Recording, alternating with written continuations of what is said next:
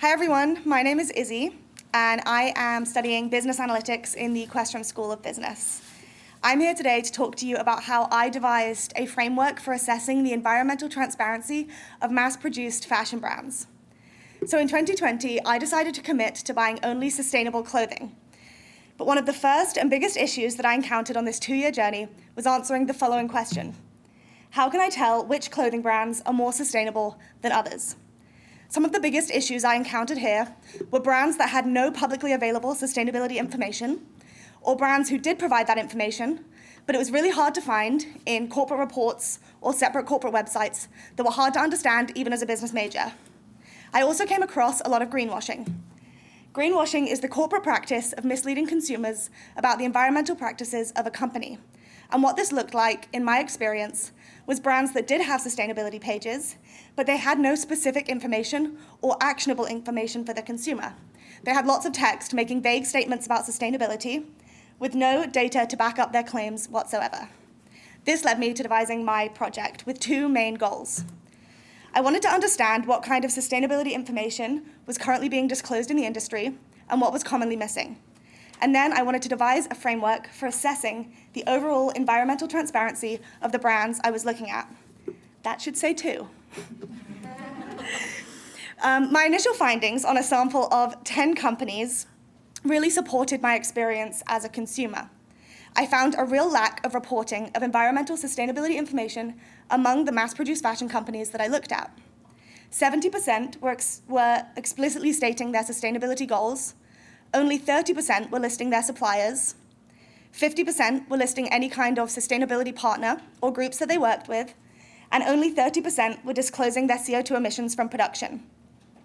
These first 4 initial findings really helped guide the themes for the rest of my framework building, and I had 4 kind of headings that guided my data collection from this point.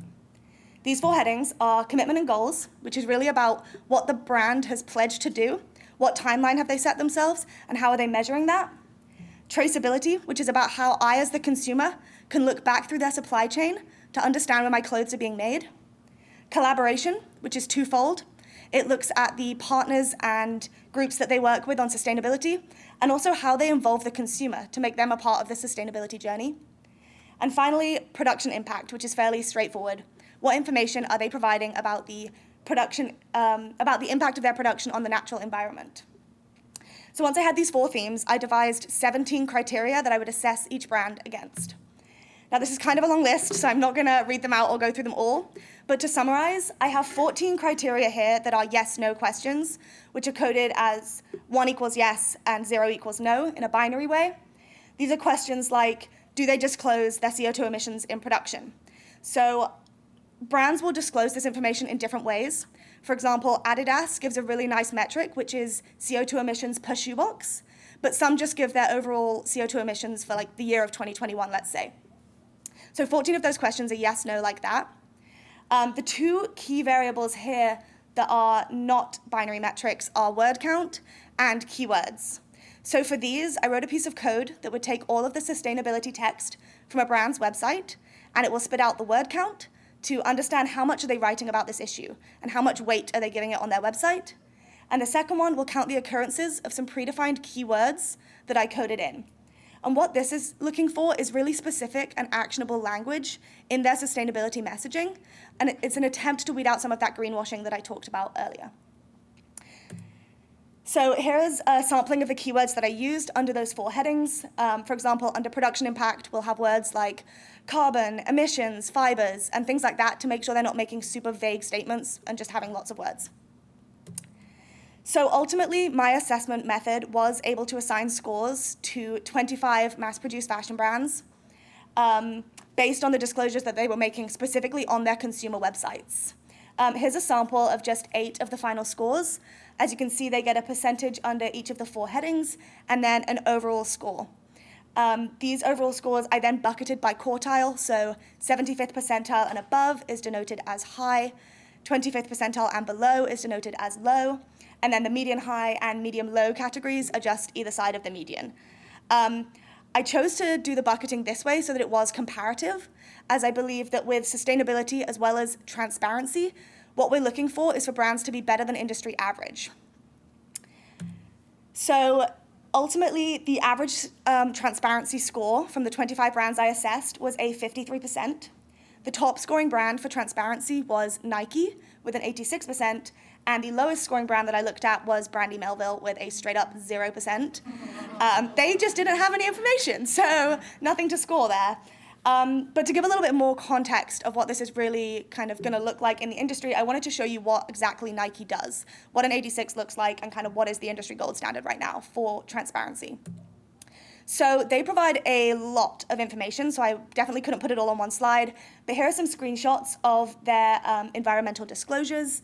The only things that I kind of found missing were a thorough discussion of the impact of their delivery methods, and also sufficient information on garment care that really draws the consumer into the issue of sustainability. So they were really great about listing their production impacts. They had energy usage, water pollutants and chemicals, waste at both their corporate facilities and their factories. And all of this was really, really in-depth, but really, really digestible and consumer-friendly. And of course, it was very beautifully laid out in a classic Nike fashion. In terms of traceability, they also have this really cool interactive map where you can move around the globe and click on their factories and suppliers and get information about them. I just included this because I thought it was a really clever, engaging, and beautiful way to put this information online. So now that I had assessed the brands that I wanted to assess and perfected my framework to the best of my abilities within the scope of this project, I came to ask myself, what is the future of this research? And first, I did want to talk about a few limitations of my framework to date. Firstly, it is a fairly simple model. All of the criteria that I assessed are equally weighted currently in the model, and further research would be needed to try and see if there is some way I should be prioritizing certain criteria over others. Also, the keyword analysis that I talked about a lot definitely does need improvement. At the moment, it's great at counting the occurrences of specific and actionable language. However, it lacks any appreciation of context. And this is the area that I would most like to iterate on as I improve the framework in order to continue to weed out that greenwashing. That being said, I do think there are future uses for this research, and I hope to turn the assessment method into a website where I can continue to assess brands. This has two real use cases. For consumers, I hope this can be useful for them to know which brands are providing adequate sustainability information to allow them to make informed purchasing decisions, and also to wield their individual purchasing power to encourage more transparency in the industry overall. I also think there's a business use case here, and it could be used to consult brands on where their reporting is good and where it's really lacking. I think this model is perfect for that because it does have that comparative nature, and fashion brands love nothing more than competition.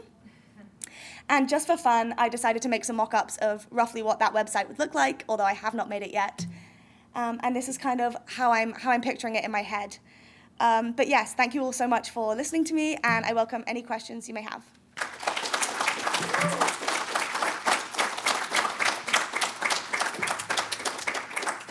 Questions? Can I start off with one? Yeah.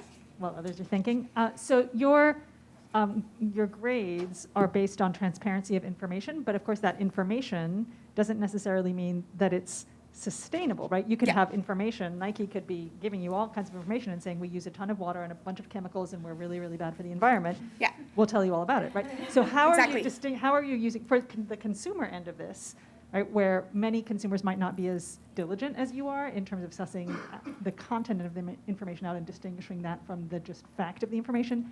How do you think about that in terms of integrating that into your website for consumers? Yeah, that's a really interesting question because this project was originally measuring sustainability.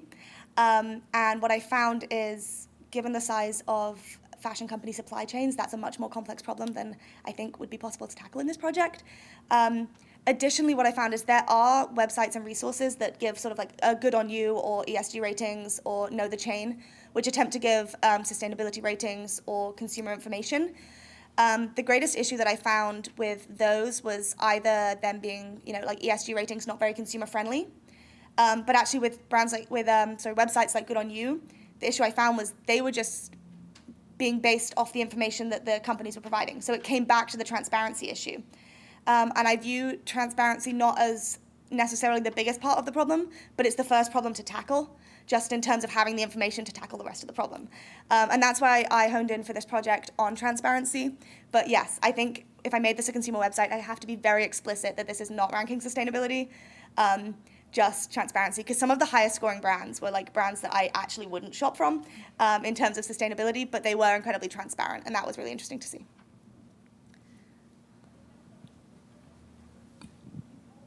Hi. Hi. After you answered that question, I've been thinking this since the beginning of the presentation when you said that you chose to start buying sustainable or clothing made sustainably. Not sure how to phrase that correctly. Yeah. I'm just wondering what brands you would recommend that are sustainable. Yeah, it's really difficult because so when I started doing that, for like a year, I was only buying secondhand because I just couldn't work out which brands were like better than industry average. And it's still something that I like individually am trying to work out. But I think at this point, brands that have a sustainability line that does use recycled materials, I think are great in the end. I grappled with this issue, like the H&M issue, of them being a kind of terrible fast fashion brand, but having a really good sustainability line. And I think that every purchase that goes to their sustainability line is encouraging them to focus more on that because all they care about is money. So just looking for, tags on clothing that tell you it's above an industry average or what you're used to, especially for students with a limited budget, there are brands that we can buy from that are better than average. But yeah, secondhand is still a great option. But I would hope that first-hand options will get better and better and better. We have time for